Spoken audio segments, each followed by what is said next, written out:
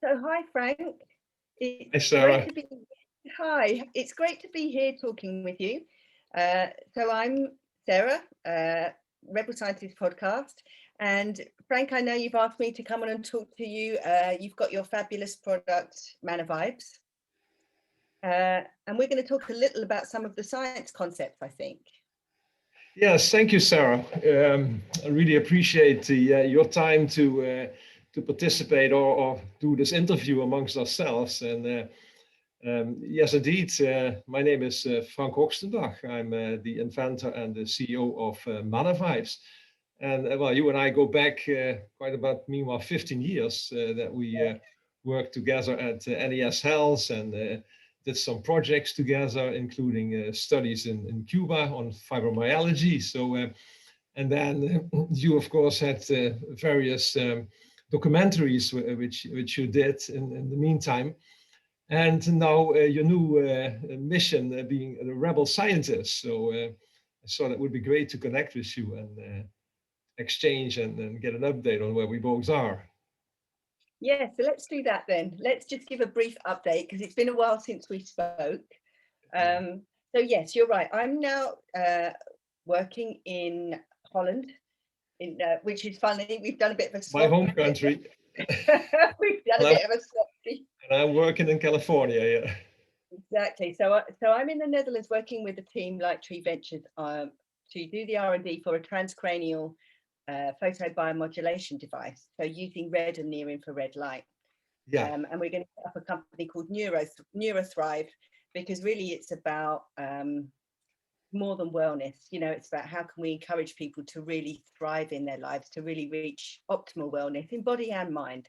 So it's a transcranial device, but, you know, there's a lot of emphasis on the somatic side of health too. And yeah, I do the Rebel Science podcast, and I know there's a lot of our mutual friends that I've been interviewing on there. Yeah, and so really that's where what I've been up to, Frank, since we last spoke. You know, as you know, I've got a background which is in biology and neuroscience mainly, and also research, and that's where we had our collaborations looking at research into mainly alternative and complementary health modalities.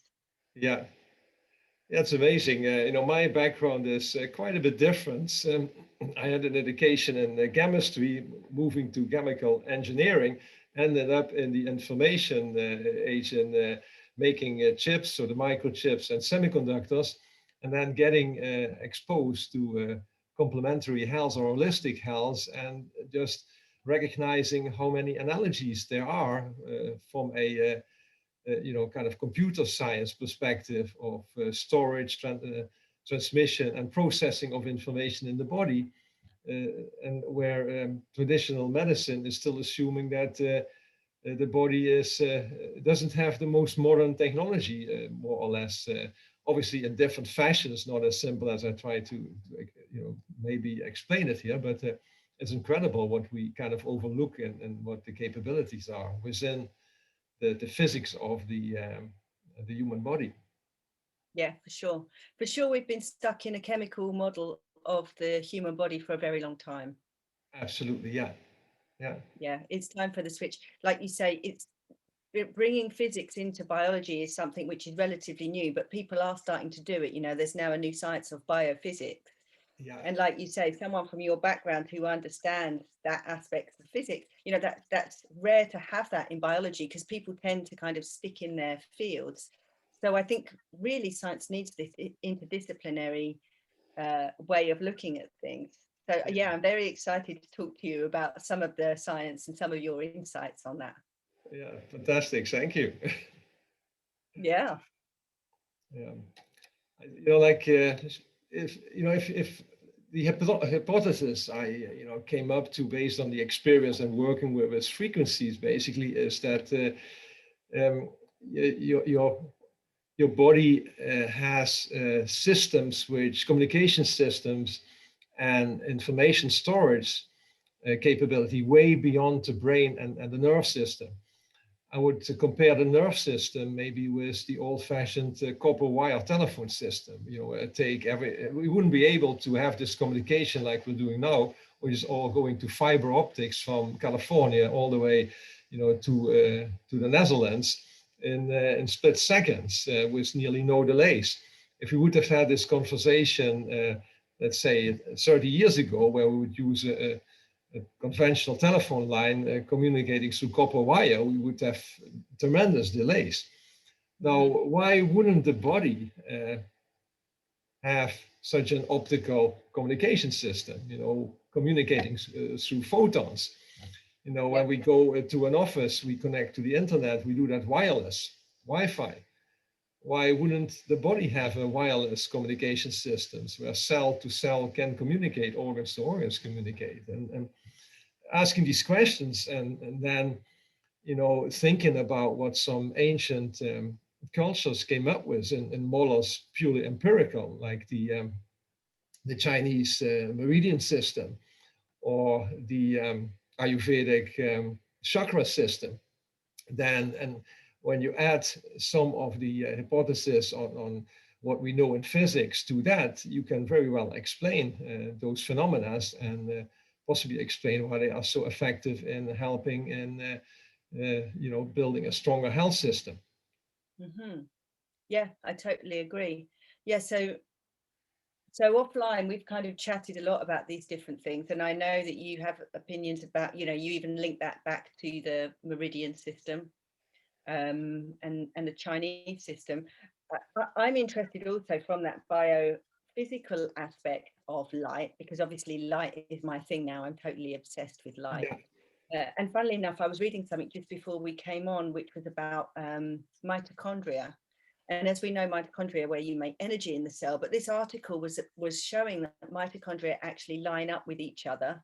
Mitochondria migrate to different areas, and it seems like there is some communication between mitochondria, which is totally fascinating. And in the article, they're saying there seems to be some kind of electromagnetic communication. Well, of course, my mind straight away goes to biophotons. Like say, of course, why would the body not utilize? It has to be biophotons. If you look in every cell, there are from 10 to the power of 7 chemical reactions taking place in the milliseconds. And we know that in a chemical reaction, there is an electron changes bandwidth. And when an electron changes bandwidth, there's an exchange of photons. So there's a lot of photon activity within the cell going on.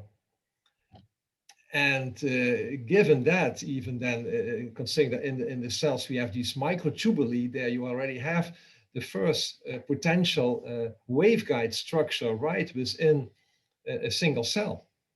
Yeah. And then what that could mean in terms of photons to take part of the communication systems throughout the whole body. You mentioned within the mitochondria, within the cells, or maybe from cell to cell.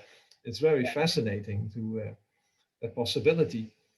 And then, when I looked into the work from Jerry Pollack, from the University of Seattle, he studied, the behavior of water molecules. And what he found, long story short, is that when you expose water in the proximity of hydrophilic surfaces, which means water loving, they attract the molecules, but while attracting the water molecules, these water molecules start to structure in a crystalline form, very organized, which in a liquid form is very unusual. We see a crystalline form of water as ice. Well, our body, 70% water, it's not ice, it's soft, like it's kind of a kind of jelly form of water. Yeah. And, reading his material and then reading about the meridians, so it makes me assume a hypothesis that, and you find more in the literature as well, that if you have in these tiny little channels in the connective tissue, which are made up of monocrystalline water structures, you basically have a waveguide. You have the principles of fiber optic.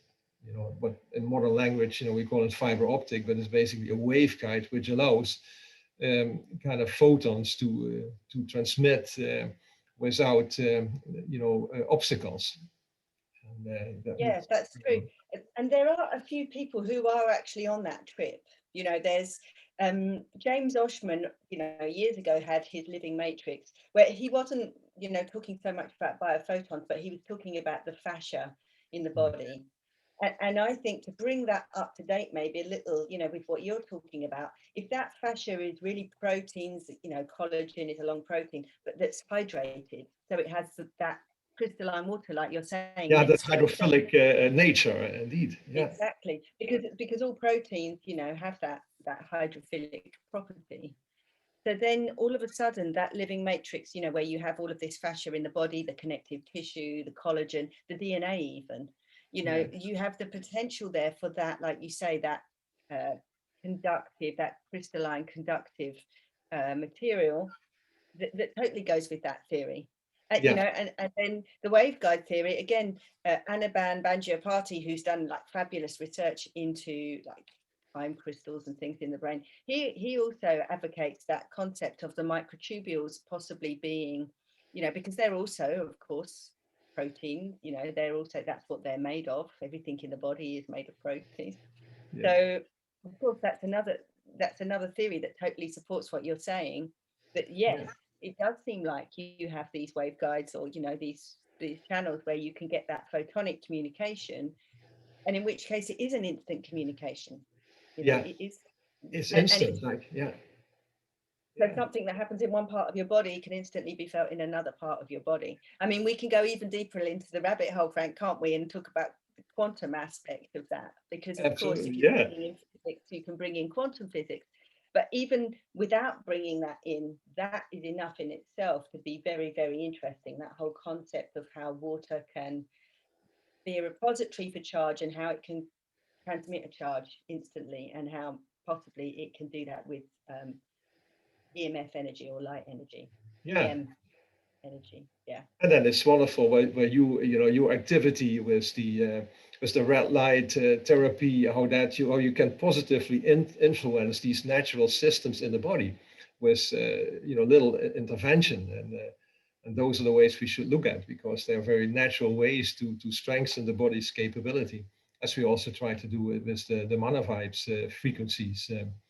So it's a wonderful journey to explore those new elements of the physics and the science in the human body. It is, because if you start to think about the body in terms of frequency, in terms of charge, in terms of electromagnetic radiation, and then of course all of these therapies that are based on that suddenly have more validity, don't they? All of a sudden, for a start, we have to start thinking about, okay, what electromagnetic fields am I surrounding myself by, all of this Yeah, Wi-Fi and that whole thing. But then also it totally opens the doors for these frequency based therapies, and which I'm yeah, including light. Light is it's a physical phenomenon, but you can also pulse it with different frequencies. You can use light as a carrier wave, but yeah, light itself, of course, is a wave stroke particle. We've still got that little caveat there that no one quite knows what light is, but definitely uh, the body seems to be hugely susceptible to electromagnetic waves and radiation, and so of course anything that taps into that is going to have an effect on the body. yeah.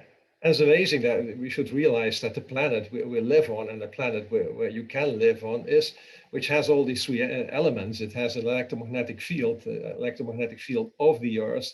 It has a lot of water, and Yeah, we get the right dose of sunlight still at this proximity from the sun, and the way the atmosphere is structured. Yeah. that's right, the Goldilocks effect, that's what they say, don't they, Frank? It's Sorry. not too much, the Goldilocks effect All of the right. sun. It's not too little, it's not too much, it's just right for life. And that's, obviously that's no coincidence. This, we have evolved together we have evolved within this sea of electromagnetic radiation. So of course, it's intrinsically part of our biology. And Yeah. it's amazing that people don't put more focus on it actually in illness and health. Yeah. When you think about it, I mean, why is that not the main focus? Because clearly, when you break life down, that's what it is. It's That's what it is. oscillations and waves and frequency. Yeah. Yeah.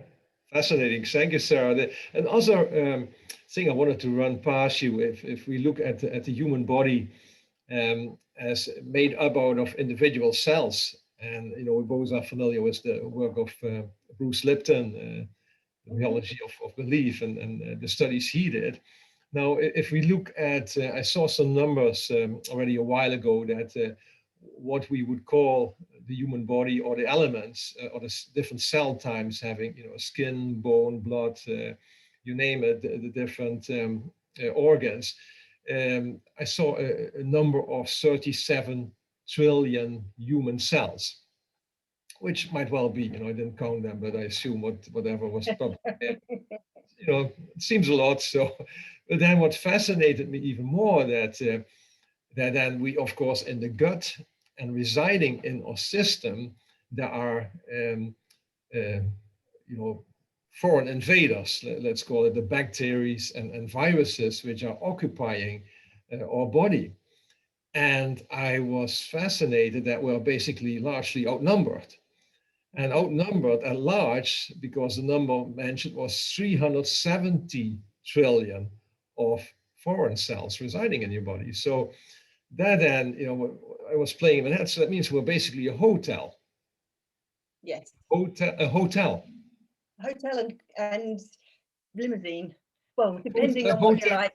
Some of us might be scooters, some of us might be limousines. But yeah, are we just ways of transporting and hosting these various bugs?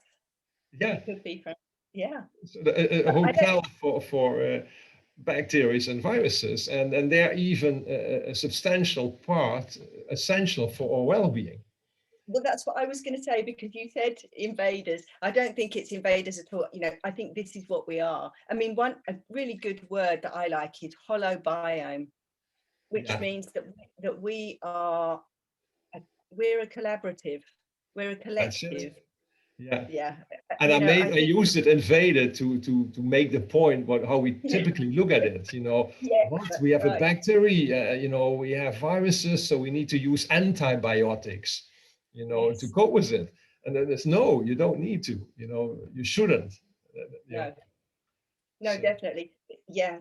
And that's a whole another science that's totally fascinating, is how we have evolved with a lot of these other organisms and how crucial they are. And actually, like you say, how we are more non-human than human. Yeah. So we could really think about that, and we should think about that when do we respond to bacteria? How do we respond to viruses? Because we are that, and it's something that, okay, how can we live in greater harmony instead of trying to, it's not us and them. We're all in this together. It's the holobiome.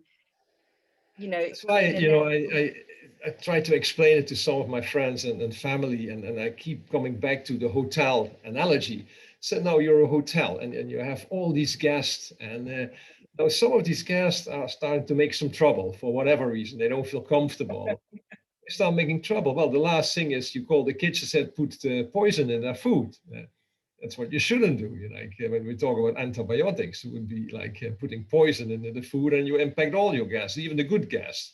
Yes. So then you also don't call security and say, go in there and knock them down and kill them all. No, you just have educated and well instructed security, where you try to make some sense, bring calmness back into the unrest which may cause the inflammation or the issues in that body. So I know it's a very simplified way of looking at, but no, I like it, Frank. I like it, because then you can almost think about what do you do if you have guests that you don't really like? You just make it uncomfortable for them, don't you? You make it uncomfortable so they want to leave. And I think that's this nice idea of being a host. You can be a really terrible host to the bad bacteria, if you like, or the viruses. That you upset everybody if you're. Well, no, I mean, you can just make those ones uncomfortable. You can just make the ones that you want to leave a little bit uncomfortable, and the way you do that, is changing yourself. Like you say, you're not calling anyone else in. You're not doing anything drastic, but you see what kind of host am I being, and if you're being a good host, then you just get nice guests. So I like that idea, because it brings it back to that theory of it's the internal environment that you keep that's going to determine who you live with. So, you know, if you've got if you're really healthy, if you're eating good foods, if you're getting sunlight, if you're exercising your body, you know, you become a place where, you know, those good beneficial bacteria and viruses are going to want to stay. If you're eating rubbish food and you know, you're not taking care of yourself, of course, all the bad bacteria and I viruses are think going that to want brings to us live. also to the terrain, Yes, the terrain theory. yeah. Totally. Yeah. Yeah, which is great. I mean, I love that. I mean, it's all about the environment. It's really about your internal and your external environment. And the more you can take responsibility for that, I think I the less like what you trouble. say. It's the environment and it's the external and the internal environment, because a lot of the internal environments is also created by our thoughts or beliefs, and you know what we and then what the external is, what food do we take, what do we surround us with, what do we expose ourselves to, what toxins. I like that indeed. Yeah. Yeah. It's something that people are starting to pick up on, but it is fascinating. You know, we're in this kind of time of pandemic, which is total chaos. And I think it's a lesson we need to learn if we're going to move forward with this. Because, you know, like you were saying, doing all this and covering ourselves with anti-bac and killing absolutely everything, it maybe might not be the way forward in a sustainable way. Yeah. So I like the idea of taking more responsibility, looking after your internal and external environment, doing what you can to make yourself super healthy, and then you become a little bit untouchable by some of these, you Yeah. know, the ones that make you sick. Yeah. So that's definitely, and part of it is, of course, the frequency. And you know, I know we've got mutual friends who are totally on very concentrated on electromagnetic fields and Wi-Fi and 5G and the rest of it. But you know, there are a lot of things you can do to really maintain a good environment. Yeah, to strengthen yourself as well. You know, I have many users of my app, which use it to strengthen their system to cope better with the radiation they are vulnerable to, or they're generally oversensitive to. So you can use the same technology to basically as an antidote, or to strengthen your system, to be more resilient to it. So that's Yeah, it's great. It's great, that kind of therapy that you're advocating, Frank, because not only do you get the benefit from it, but you also don't get the toxin from taking something else. You know, it's a therapy that you do to make you stronger in the long term. yeah. You know, it's not like a pharmaceutical intervention, which, you know, may be okay short term, but long term, it's going to Yes. weaken you. No, that's also interesting since you bring that up. I have a number of users which suffer from diabetes and consequently from neuropathic pain, and they were on opiates like every day. And then they started to use the app, and you know, to be honest, I was surprised the high impact it had, that they were without pain for 24, 48 hours, but just using the specific frequencies for about maybe 5 minutes maximum. And then meanwhile, talking to some of them, they now use the app, you know, once every 2 weeks, 3 weeks. So it built up to a sustainable way of addressing the issue, actually. And to be honest, Yeah. yet still needs to be understand how it exactly works, but just the result in itself are fascinating. Yeah, maybe it is a cumulative effect, because that's what happens with light.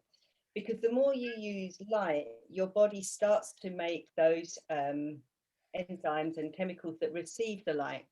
Because Yeah, you know, the more of the light that you expose yourself to, you know, your body adjusts. It's like anything. It's like exercise. You yeah, know, you don't get a massive six pack by going to the gym once. It's something that you have to sustain yeah, continuously for 6 months or so. yeah. So I think it's probably a similar thing with these frequency and these electromagnetic therapies, in that the body takes a while to adjust and build that muscle, if you like.